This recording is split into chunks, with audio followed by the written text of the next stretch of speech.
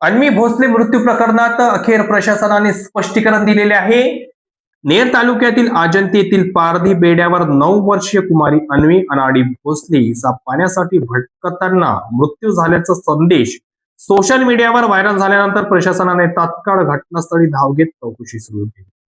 उपविभागीय अधिकारी विजय सूर्यवंशी, तहसीलदार पुरुषोत्तम मुसारी, आरोग्य विभागाचे पथक, पोलीस व पंचायत समितीचे अधिकारी यांनी घटनास्थळी भेट देऊन परिस्थितीची पाहणी केली.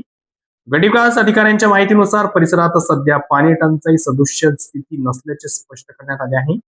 दरम्यान मुलीचा मृतदेह दफन करण्यात आल्यामुळे पोस्टमॉर्टम होऊ शकले नाही, त्यामुळे मृत्यूचे नेमके कारण अद्याप स्पष्ट झालेले नाही. कुटुंबियांकडून लेखी स्पष्टीकरण मागविण्यात आले असून त्यांच्या म्हणण्यानुसार मुलगी उभी असताना चक्कर येऊन पडली.